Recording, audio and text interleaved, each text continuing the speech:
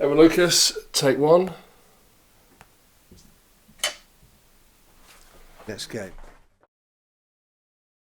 I'm Edward Lucas. I'm the Liberal Democrat candidate to be the MP for the cities of London and Westminster, and I'm not a professional politician. I gave up my job to do this full time because I was worried. I was worried about the state of the country at home and even more about the state of the country abroad. We are less rich than we think, we are less free than we think, and we are less safe than we think.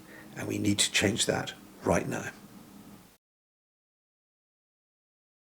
I used to work for Paddy Ashdown, and he was my great mentor back in the early 80s when I was involved in politics. And he told me to get lost after he got elected. He said, go and get a proper job, don't hang around here. So I did, and I forgot all about politics really. But when he was dying, he asked me to come back and to rejoin the Liberal Democrats and to become an MP.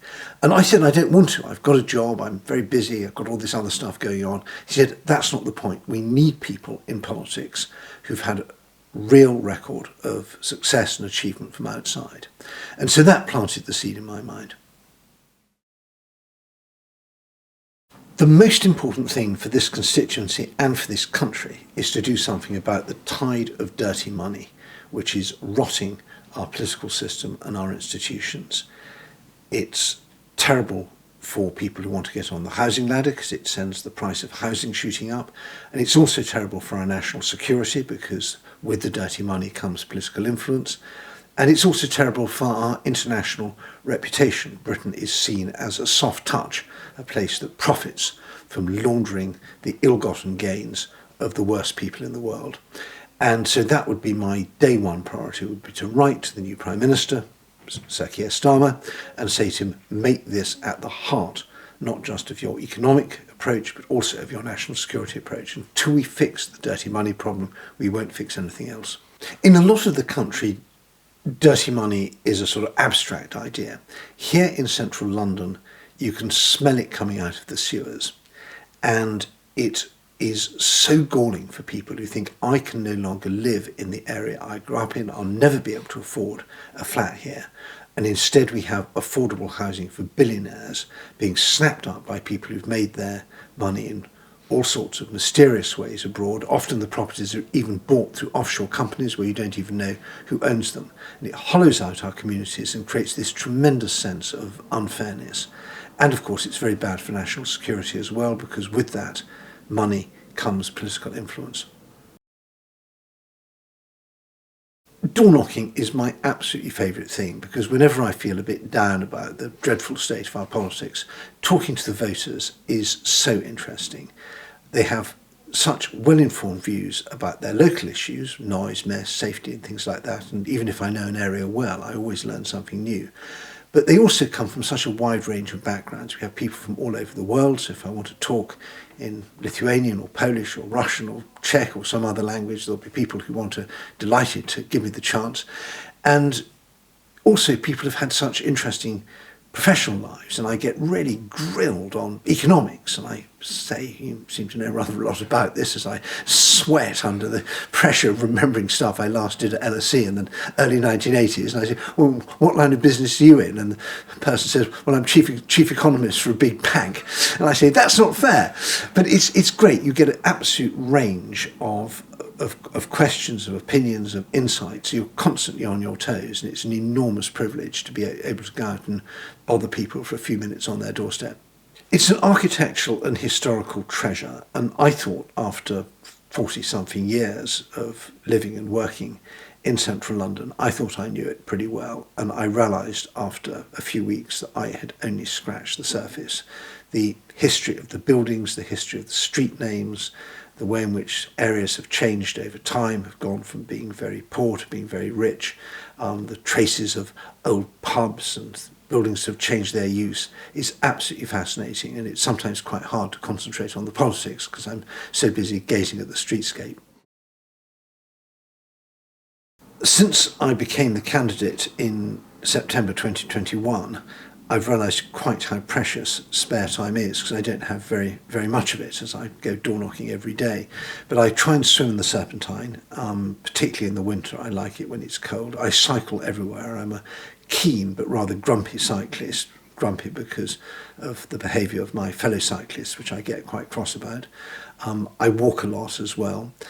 I like practicing my languages and keeping up to date with the news, and I try and read a serious book every week. Don't always manage it. And of course I'm blessed with a wonderful family and a dog, and I make sure that I get to spend some time with them as well, and with my friends who are never short of advice for me and inspiration, and often very helpful constructive criticism.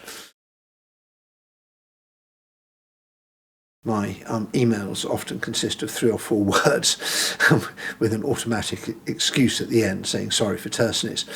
And one has to be a bit ruthless, and you just don't spend much time doing things that don't matter, and hope it doesn't catch up with you.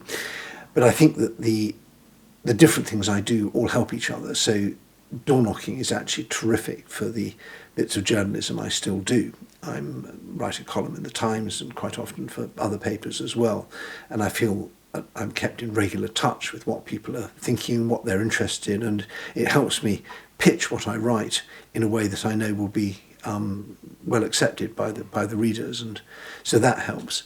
I also keep up my international security work, and again that's quite useful, because in that sort of rarefied world of think tanks and policy wonks, people often say, well, you know, what politicians have got to do is this, and I say, well, actually I am a politician now, and I can tell you on the doorstep that's not the way people see it. So that also helps keep me as grounded as I can be.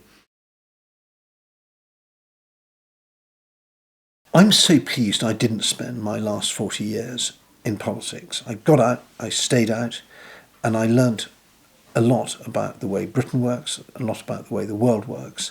This is a huge advantage now, because when I look at things that go wrong in this country, I can say, well, other countries get that right, and I've lived there, I've seen it work better. When I see politicians talking about things, I think, I know about that. I researched it for The Economist, or sometimes I think I wrote a book about it, because I've written 5 books. And it gives you a feeling of internal confidence and authority that every now and again I actually know what I'm talking about. And when I hear politicians talking, I often think, you don't know what you're talking about. And I think that's got to change, because the voters really don't like it. It's a huge advantage I've got. I'm 62. Nobody can tell me what to do. I'm not trying to climb the greasy pole. I think if I'm lucky, I'll get a good position in one of the select committees and be able to make a bit of a difference there. But no one can take my pension away. No one can threaten me with demotion. I don't have to suck up to anyone. I can just get on and talk about what I think matters and try and make things happen that I think matter. And I think voters really like that. They don't want politicians who are just cogs in someone else's machine. They want someone who's going to stick up for them and who doesn't mind being unpopular. And I'm quite used to being unpopular. I remember right back in the 70s campaigning on human rights issues, because my mum was very keen on writing letters for Amnesty International. My dad was doing clandestine stuff behind the Iron Curtain, helping dissident philosophers there, and we had a stream of sort of miserable bearded men coming through our house who'd escaped from the other side of the Iron Curtain, looking for ways to help them. So I have deep roots in this whole East-West issue, and I've never lost that. I was a correspondent behind the Iron Curtain. I've lived under communism. I've been beaten up, I've been arrested, I've been interrogated, I've been deported. So I've really seen what the lack of democracy is like. I've looked dictatorship literally in the face, and it makes me really keen to preserve our democracy here, and not only practice what I preach, but make sure that everybody else I deal with understands how precious it is that you can choose to vote your leaders in, and you can choose to vote your leaders out. The most famous poem in the Polish language says, written at a time when Poland didn't exist, says that your fatherland is like health. You only really miss it when it's gone. And I think democracy is like that as well. And we take absolutely for granted that we can demonstrate, that we have a free media, that we can join pressure groups, that we can take the government to court with a good chance of winning before an independent judge. and that we can go out every 5 years and choose our MPs, and at other times choose our local leaders, and that count will be completely fair, that no one's going to be running off extra ballot papers on a photocopier, no one's going to be beating up opposition activists to stop them doing their job, that voters aren't going to feel the least whiff of fear when they go to the polls. And that's actually incredibly precious, and having lived in societies where people literally risk their lives to have the freedoms that we have, I take those freedoms really seriously. We get a lot of people on the doorstep saying, I'm fed up with a lot of you. And my answer is, so am I. Yeah, I'm doing this because I'm in despair at the way our politics is going. The division, sleaze, gimmickry of the Tories, the Labour Party under Corbyn, all the failures of the past 30 years, which have done so much damage to our institutions, to our social fabric, the stale sloganising, the short-termism, it's not surprising people are fed up. And one of the most important things I can do as a candidate is just to listen. And sometimes after 5 minutes where I've barely said a word, the person I'm speaking to beams and smiles and said, well, I'm certainly going to vote for you now. And I think we never really got on to policy. It was just you were so fed up with being patronised and taken for granted and ignored. And now someone's come to listen to you and you're happy. And that's a really important part of the candidate's job.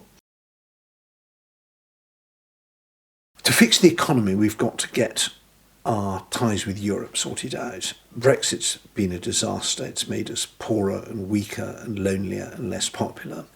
And whatever people voted in 2016, they're not happy with what we've got at the moment. And the good news about that is that we can improve it. So we can improve our trade and investment ties. We can improve, for example, the visa rules for musicians and theatre people and art business, all the people who need to move things and people in and out of Europe.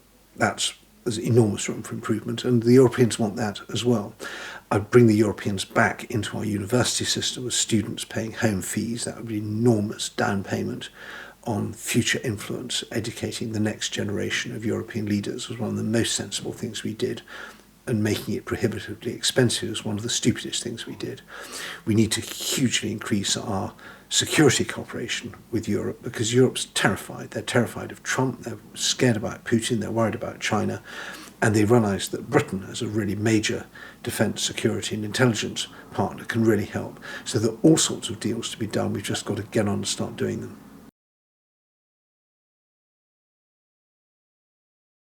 I've spent my life dealing with these really hard threads. I've written about terrorism, I've edited a publication dealing with Chinese influence operations, and I've got more than 40 years' experience of dealing with what was the Soviet Union and is now Russia. And I speak the languages, I know the people, I know the countries really well.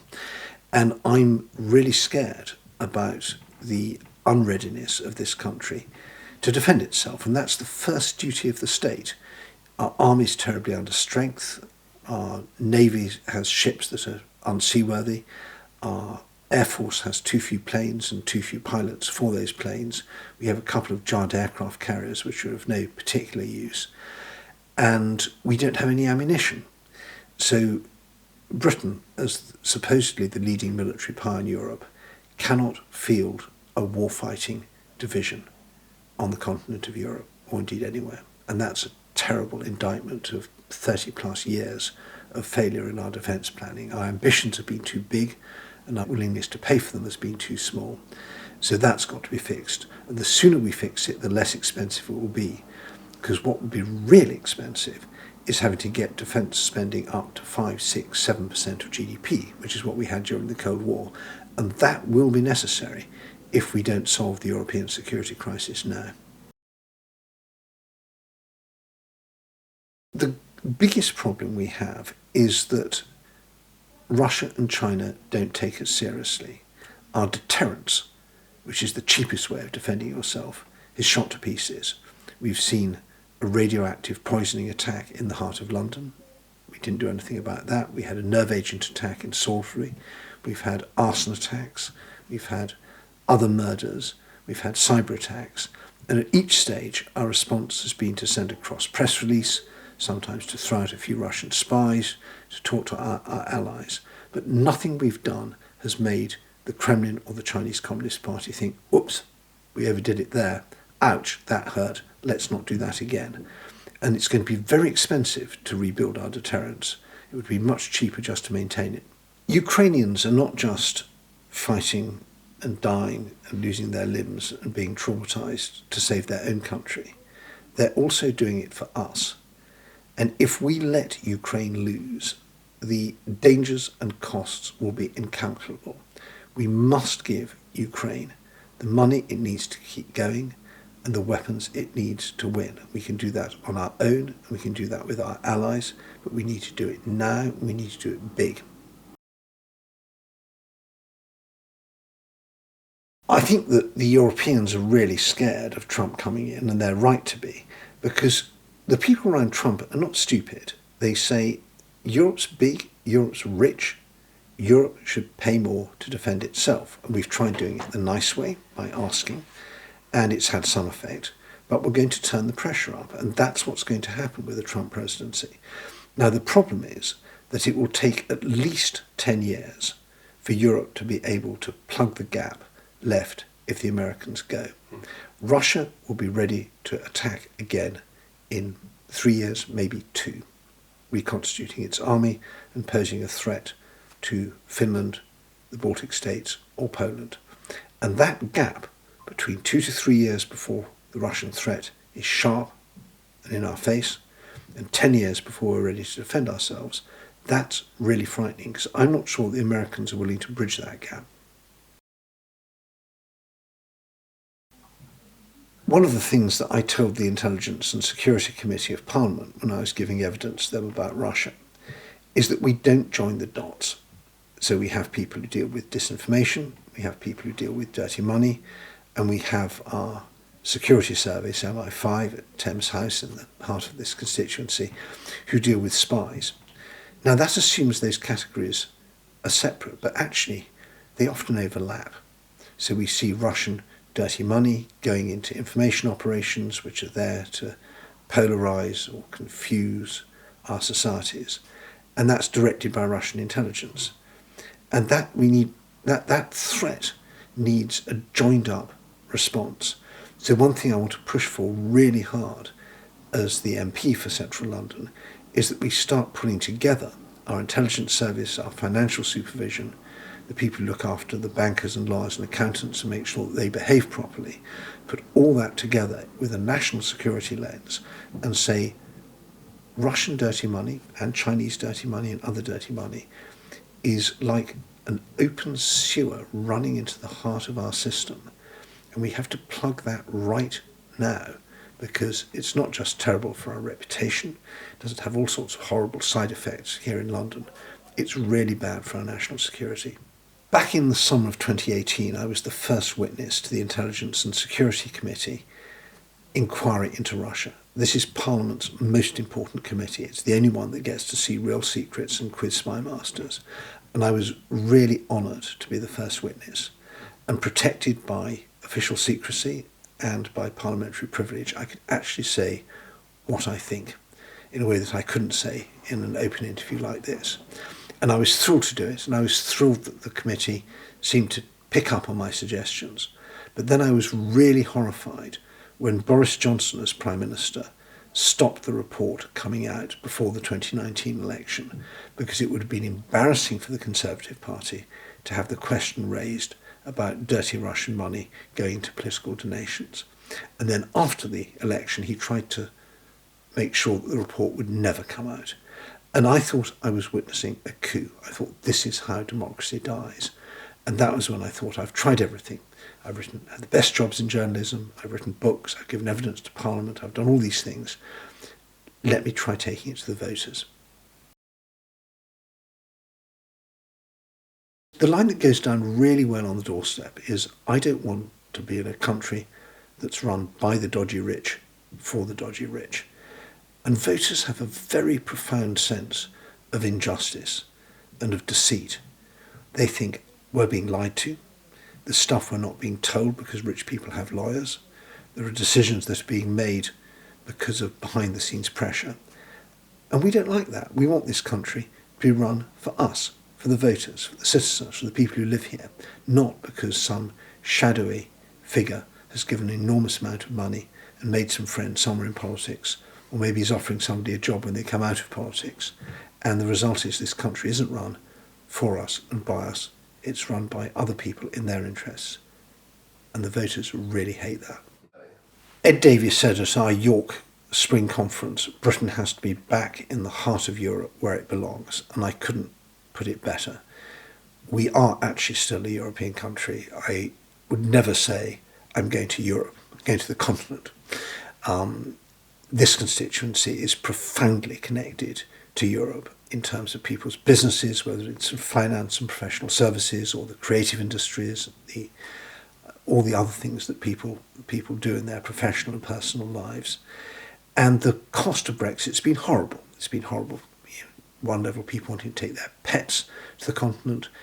Their kids can't go and study abroad because we're not in Erasmus anymore. People are really upset by the customs and visa rules that hamper their professional lives. People don't like the fact that Britain is weaker and lonelier.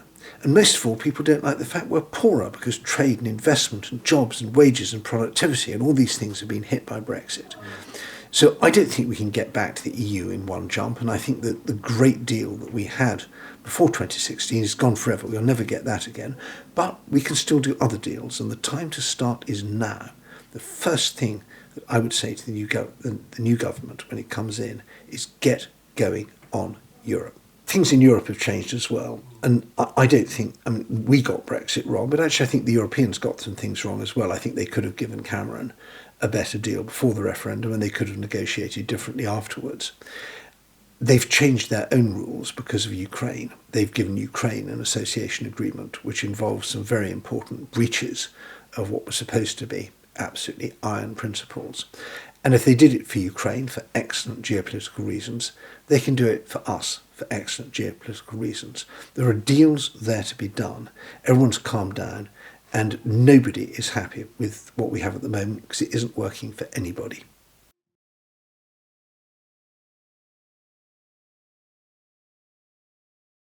Keir Starmer's trying to win over voters in places like Stoke-on-Trent, and even I, as a die-hard optimist, don't think the Lib Dems are going to be winning Stoke-on-Trent anytime soon. But he's done it in a way that has really annoyed people. These flip-flops, whether it's on green issues or on political reform or on economic radicalism, have left people feeling that there's a kind of unprincipled side to Labour. They'll say and do anything to get elected. And it's also removed the difference between the parties. So many people think, well, I'm faced between the choice between Coke and Pepsi now. If there's going to be no real changes to tax, no real changes to spending, where's the reforming zeal here? And people do want real change. Although the Lib Dems are, on paper, a centrist party, we're actually, I think, more radical than Labour on things that really matter. We have a real plan to get back to Europe, which is hugely important for people in this constituency, for the country's prosperity, for its security. We have a radical offer on political reform, changing our outdated voting system, which only Belarus in the whole of Europe has a system as unfair and counterproductive as that. We want to fix the House of Lords, which is an archaic feudal embarrassment with hereditary peers still voting to make our laws and people buying seats through political donations. We're stronger on green issues. I used to be the energy editor of The Economist, so I really can bore for Britain on that subject. I think we care more about our freedoms, which are under threat from both left and right. And so when people are faced with this sort of Coke versus Pepsi choice, I can see why they find the Lib Dems' originality and radicalism quite attractive. Lots of people voted Conservative last time for one very good reason, which is that they did not want Jeremy Corbyn to be Prime Minister. And although Boris Johnson has his disadvantages, and personally I wouldn't trust him to run a bath, let alone run the country, he was the less bad option, and that's often the case in elections. But that's changed now. The Conservatives' division, sleaze and gimmicks have repelled these people. The Brexit that was promised hasn't been delivered. And so those sort of soft, green-minded, pro-European Tories are flocking to the Lib Dems. But there's another point. The Tories are toast here. Even if you're a die-hard, tribal, loyal Tory, you're looking at a choice between a Lib Dem MP, someone who cares about national security, who's run a business, believes in many of the things that you do, wants our economy to prosper, our country to be strong, and a Labour candidate from a party that until very recently had Jeremy Corbyn as its leader. And that's a very powerful squeeze message for us. Don't waste your vote with the Tories, vote Lib Dem to keep Labour out. And we're saying that again and again, and it's getting a very good response.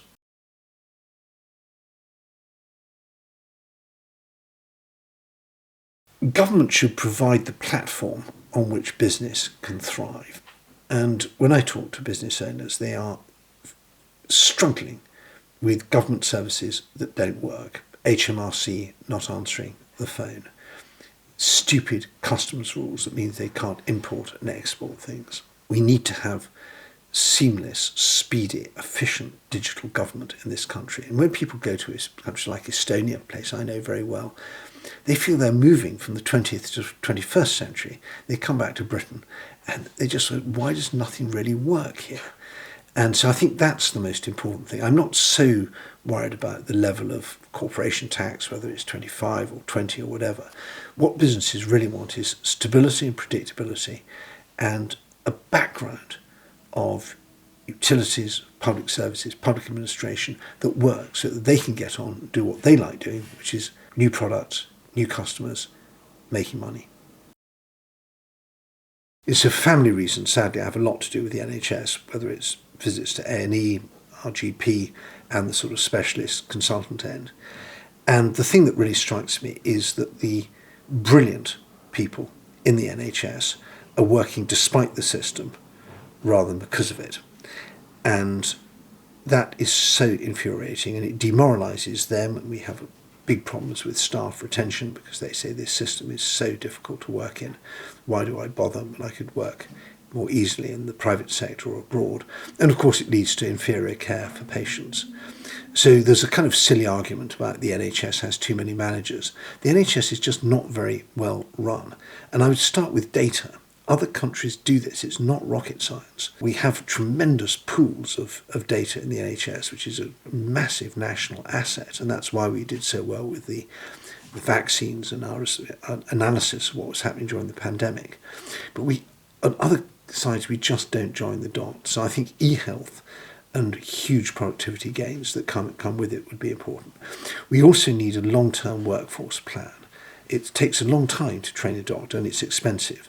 So we should make sure the doctors stay and are motivated to stay. We should also be planning now with the NHS workforce for what we're going to need in 5, 10, 15 years' time. We can see from the demographics what's going to happen. We're going to have fewer kids, more old people. Well, that means we need more gerontologists. So let's start training them now. This is all quite personal for me because my cousin Kate is blind and her partner Al is blind as well. And she's had her mobility impacted by e-bikes on the pavement and also by these floating bus stops where you get off the bus and basically step out straight into a cycle lane. Now, I'm a cyclist. I'm a pretty conscientious one. I've been cycling in London since 1980.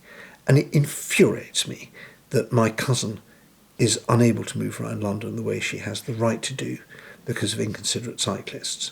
So mobility is super important, but cyclists tend to be younger, richer, fitter, more often men, than the average population. And we have an obligation to people who are weaker and less mobile than us, whether it's people in wheelchairs, people pushing buggies, or blind people. And I don't mind making myself unpopular with my own tribe when I make that point. My biggest achievement was exposing the secret blacklists. I discovered, because my friend Dan Casita, chemical weapons expert, was a victim, that the government was blacklisting experts who criticised government policy on social media. I used my position as a columnist at the Times to expose this. We got it onto Newsnight. We got questions asked in Parliament. We threatened them with lawyers. We found there were lots more victims. And the government backed down. So even as just a humble parliamentary candidate, I was able to get the government to admit it was wrong and change its policy and make this country just a little bit more free as a result. On July the 4th, people have a chance to vote for real change. We've got a Labour council, we've got a Labour mayor, we're going to get a Labour government. Who do you want as your MP? Do you want a professional politician, or do you want someone who's got a strong independent voice, someone who gave his job up to do this because it matters so much, who campaigns on the big issues like Europe, government secret blacklists, national security, dirty money, and on the issues that people really mind about locally: e-bikes, safety, crime, noise, mess, all the things I've been campaigning so hard on since I became the candidate back in September 2021. I'm the longest serving candidate in this election. We have two newcomers. We have a Labour candidate who's a councillor from Tower Hamlets who's been parachuted in here, and we have a Conservative former councillor who's come in now that Nicky Aitken is standing down. I've been doing this for longest. I think I've been doing it best, and I think I've got the best chance of winning. One of the really depressing things about this election is that when real problems come up, we get given gimmicks. And this half-baked Conservative plan on national service is a perfect example. Yes, we have a horrible problem of an understrength military. Why do people not join the military, and why do they not stay? Because pay is bad, conditions are bad, the equipment is broken, and recruitment is run by capita, outsourced, very, very badly done. Yes, we have a problem with young people's mental health. Why is it so bad? Well, partly because child and adolescent mental health services have been cut back so much, because youth clubs and youth provisions have been cut back because of the cuts in local government. And young people do want to volunteer, yes, but the volunteering service has been cut hugely. We have a national volunteering service. Most people haven't heard of it. So the government response to this is not let's fix the things we've been doing wrong, but let's have a nice shiny gimmick that will appeal probably to voters who are thinking of reform, who don't really like young people and think, oh, we'll bring back national service, that'll teach them. That's no way to run a country. And I think voters are seeing through these gimmicks. They don't like it. They want to be treated as adults, treated seriously, and be given real answers to our real problems, not pretend ones. Paddy Ashdown used to say, if you want people to listen to you about what matters to you, you start by listening to them about what matters to them. And so ever since I started as candidate in September 2021, I've been taking up these local issues that really bug people: noise, mess and safety.